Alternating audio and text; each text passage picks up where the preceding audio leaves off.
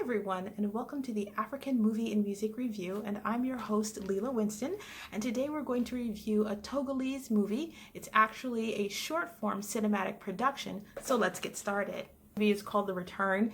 It's a 2018 movie. It was set in Togo. This movie has English subtitles, so it's completely in UA. This is a very popular language in Western Africa, mainly in places like Ghana. There's people who speak it in Nigeria and also, of course, in Togo and a couple of other places too. This movie is basically about a king who's gone away and his whole villagers are waiting for him to come back. Now, what's really interesting about this movie, I think, is the fact that it doesn't really define whether this is in the past or whether this is in the present. A lot of the costumes that everyone is wearing, some of it is, very modern, like in the modern style of African dress, while some of the themes seem to be very traditional. So what did I like about this movie?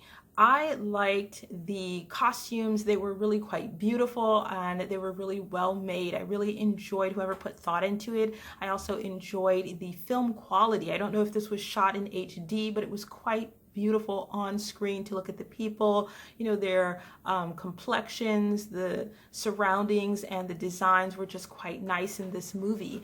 I also really enjoyed the music in this movie. I thought it was very fitting for every scene. I really appreciated the casting because the people weren't so bleached that it pulled you out of the movie where you were kind of like, what am I looking at here?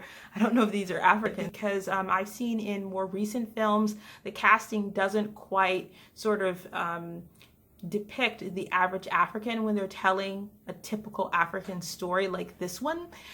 So I felt that it really did depict a typical African community, and so you didn't have a lot of bleaching going on with any of the lead actors, so I thought that was really quite good. Also, I enjoyed the editing. The editing on this was actually surprisingly good. The editing was done quite well. You didn't see any jump cuts or double frames or anything that was out of the ordinary. Whoever did this was very professional. So those are the things that I really did like about this movie. What I didn't like about this movie, unfortunately, I really wasn't that keen on the acting. I felt the acting could have used a bit of work. I felt like the people felt like maybe they were just regular people who were sort of reading their script. So I felt it needed a little bit of more coaching on the acting part. Another thing I wasn't that fond of was the shooting, the actual filming or shooting of the movie. Even though the colors were beautiful and it was shot on really quite nice HD quality, digital or film, I did feel that whoever was shooting it sometimes caught scenes just a little out of focus, a little blurred, and some scenes that were just a little bit chaotic that you weren't quite sure what was going on. And this is something I've seen in much larger films. This movie had absolutely beautiful music, so the sound quality was really important, and unfortunately the sound wasn't that great. Overall, I'd give this movie a 6.